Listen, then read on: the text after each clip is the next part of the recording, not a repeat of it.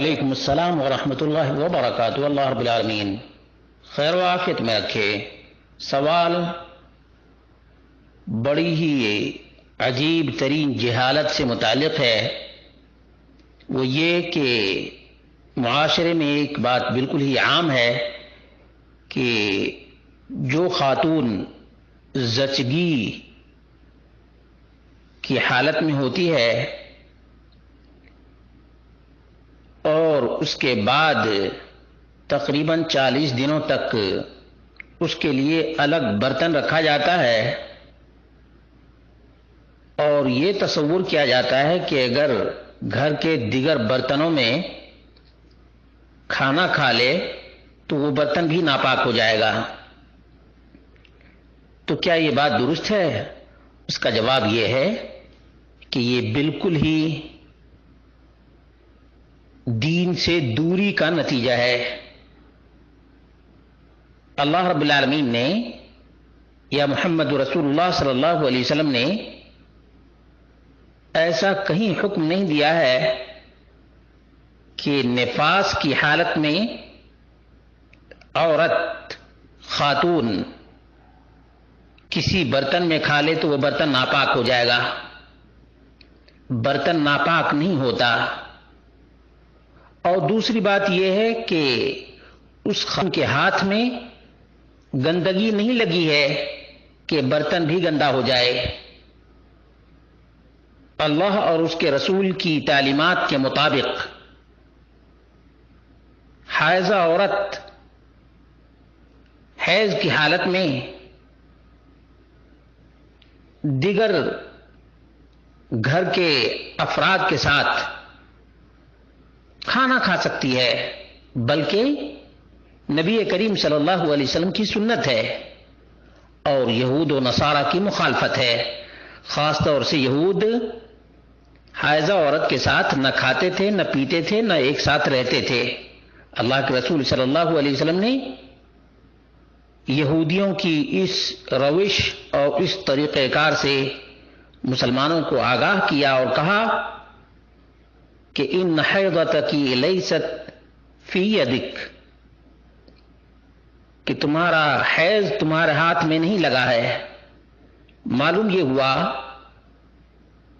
کہ جو کچھ نفاس کی حالت میں عورت کے ساتھ توہمات یا نجاست اور ناپاکی کا تصور ہے وہ اسلامی تعلیمات کے بالکل خلاف ہے، بلکہ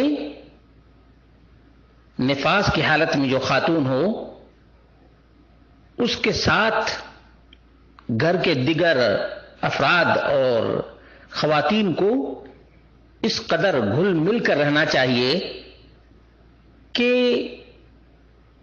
اس کے دل میں خوشگوار جذبہ پیدا ہو جائے اور زچگی کی جو تکلیف ہوئی ہے اس میں کمی آ جائے اور وہ فرحت اور انبساط اور خوشی مسرت محسوس کرے۔ اس لیے اللہ کی بندیوں، خاص طور سے میں خواتین کو اس موقع سے کہنا چاہتا ہوں کہ اللہ کی بندیوں، خواتین اسلام، دختران اسلام، دختران ملت اسلامیہ، اللہ رب العالمین سے ڈرو اور اپنے عقیدے کو درست کرو، اپنے سلوک اور برتاؤ میں تبدیلی لاؤ۔ کچھ بوڑھی نادان خواتین کی وجہ سے آج بھی ہمارے معاشرے میں حائضہ عورت کے ساتھ برا سلوک کیا جاتا ہے۔ آج سے تقریباً 27 سال پہلے کی بات ہوگی، ایک نوجوان میرے پاس آتا بیٹھتا اور کبھی کبھی کچھ گھر میں جو مشکلات پیدا ہوتی تھیں ان کا بھی تذکرہ کیا کرتا تھا۔ اس نے بتایا کہ میری والدہ میری بیوی کے ہاتھ کا کھانا ان دنوں میں بالکل ہی نہیں کھاتی ہے جن دنوں میں میری بیوی حیض سے ہوتی ہے، بلکہ برتن تک کو ہاتھ نہیں لگانے دیتی ہے میری ماں، اور اس کی وجہ سے گھر میں مشکلیں پیدا ہوتی ہیں۔ اسی طرح سے نفاس کی حالت میں کوئی خاتون ہو تو اس کے ساتھ گھل مل کر رہنا چاہیے، خاص طور سے بڑی بوڑھی خواتین کو مل جل کر اور خوشگوار ماحول بنا کر رہنا چاہیے۔ اللہ رب العالمین ہمارے معاشرے اور سماج سے جہالت کو ختم کر دے اور بیداری پیدا کر دے۔ خواتین اسلام، یہ بہت اہم ترین زندگی کا موقع ہوتا ہے، زچگی کا موقع۔ نفاس کی حالت میں خاتون کے ساتھ اچھا برتاؤ، اچھا سلوک کرنا چاہیے، جہاں تک ہو سکے اپنے ساتھ کھلانا چاہیے، بلکہ ایک برتن میں کھائیں تاکہ اس کی تکلیف میں کمی آئے، اس کو خوشگوار لگے۔ اللہ رب العالمین سے اجر کی امید رکھیں۔ یہ ناپاکی اور پلیدی کا تصور بالکل ہی سماج اور معاشرے کو تباہی اور بربادی کے دہانے پر لے جانے کے لیے کافی ہے۔ اسی طرح سے بعض توہمات بھی ہیں کہ پانی کو چھو دے تو پانی خراب ہو جائے، کھانا کو چھو دے تو کھانا خراب ہو جائے، برتن کو چھو دے تو برتن ناپاک ہو جائے۔ یہ سب غیر مسلموں کے طریقے تو ہو سکتے ہیں، لیکن اسلام کا یہ طریقہ نہیں ہے۔